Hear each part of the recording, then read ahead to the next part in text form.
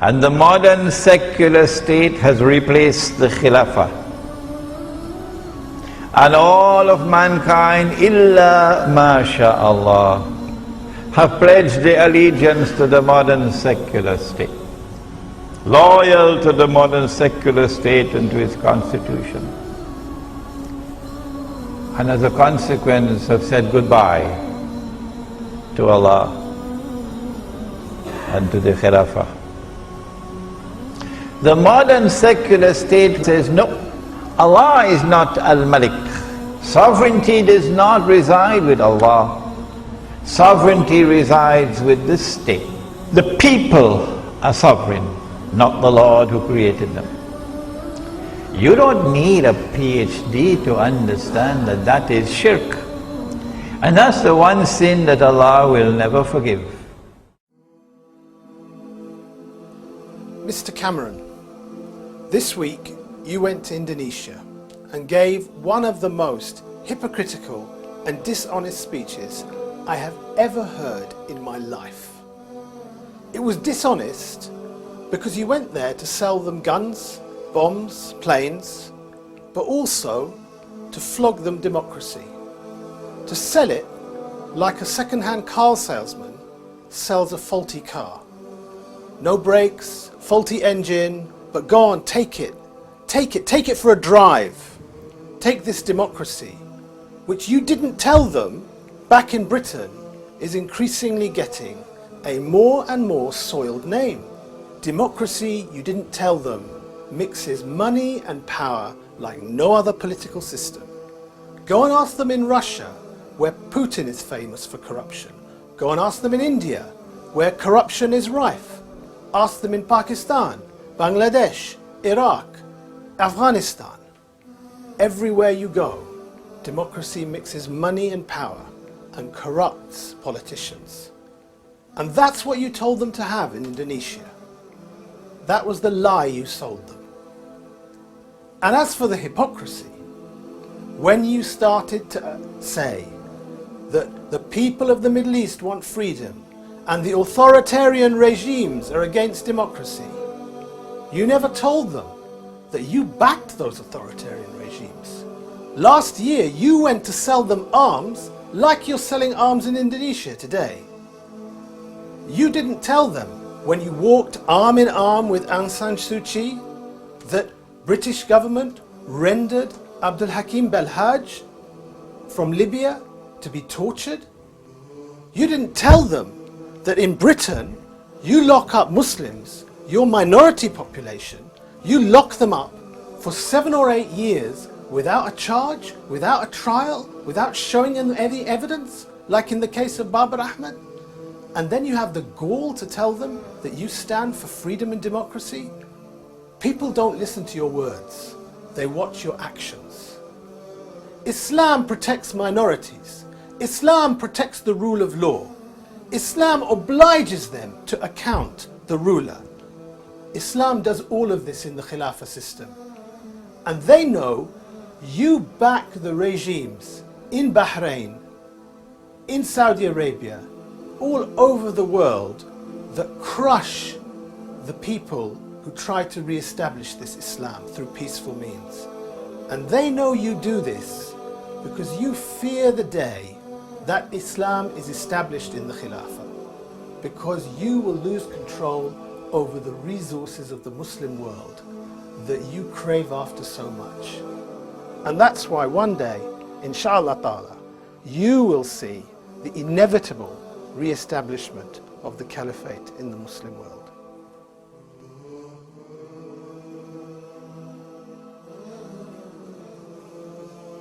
Capitalism today actually has failed. Look at the global financial crisis. So what is the alternative? We've tried everything in the Muslim world. I think Muslims are very clear nowadays that Saudi Arabia really is far from an example of the implementation of Allah's Sharia. It is not the Caliphate, it's not the Khilafah. It's a kingship, it's a monarchy, which we don't have. This was created by the British.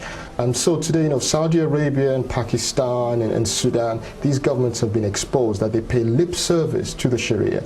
And actually to end tyranny in the Muslim world, people think if there is a ruler who cares only about Islam, he will send the army to defend the people of Gaza, which the Saudi government never did.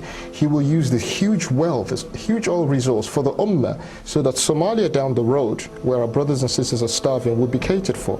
This is what the Khilafah did and would do, and this is something that all the so-called states today actually failed to do. To re-establish the Caliphate is an Islamic obligation. Allah subhanahu wa ta'ala describes in the Quran very clearly that it is a duty for Muslim societies to be governed by the Sharia of Allah. It was not revealed for Muslims to put on a shelf. And that's why the call for the Caliphate has always been a clearly understood obligation. What is the Khilafah state? The Khilafah state is a state established for the first time by Nabi Dawood alayhi salam in the Holy Land, the holy state of Israel, restored in Medina by Nabi Muhammad alayhi salatu wasalam. The Khilafah state is a state which recognizes Allah subhanahu wa ta'ala as Al-Malik, as the king. Whereas in political terminology, it should be translated as a sovereign. So sovereignty in the Khilafah state resides with Allah. The modern secular state says no. No, Allah is not Al-Malik. Sovereignty resides with the state. The people are sovereign, not the Lord who created them. You don't need a PhD to understand that that is shirk. And that's the one sin that Allah will never forgive. It's a wake-up call for us to make tawbah before it's too late. The Khilafah state recognizes Allah's authority as supreme. He is Al-Akbar. The modern secular state says no. The authority of the state is supreme. There is no authority above the state. And the states are all organized under the United Nations organization. And the authority of the Security Council of the United Nations is Al-Akbar, not Allah. The Khilafah state says that Allah is Al-Hakam, the supreme lawmaker. His law is the supreme law. And when He says haram, no one can make it halal. And when He says halal, no one can make it haram. There is a verse of the Quran which declares that to be shirk, to legalize and make legal what Allah has made haram. That is shirk. The modern secular state says no, Allah is not Al-Hakam. Parliament is Al-Hakam. Parliament makes the law. And the law that comes from Parliament and the law that comes from the United Nations is the supreme law. The modern secular state says that Allah can make it haram, but we can make it halal. And everything, or almost everything, because we have not reached New York as yet. In New York they now legalize the marriage of a man with a man. And yet you want this, you want your green card, to become an American citizen, so go and stay there and never come back. Those are your people, not ours. The modern secular state says Allah can make it haram, but we can legalize it. Shall I give you some examples?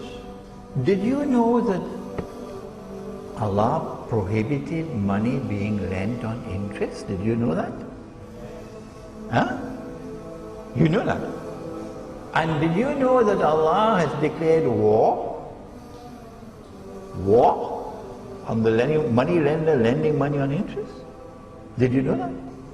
And did you know that Nabi Muhammad alayhi salatu wasalam has cursed all four and declared that they are all equally guilty? The one who takes riba, the one who gives riba, the one who records the transaction, and the two witnesses? Did you know that he said that riba is constituted of 70 different parts, and the smallest part of riba is equivalent to a man marrying his own mother. And do you know what the modern secular state has done? Even in Saudi Arabia, all around the world, they've made it halal. Don't believe me? There's something called a bank outside there in Subang Jaya. Go and ask them whether they lend money on interest. I can go on and on and on and on. This is a substitute for the Khilafah.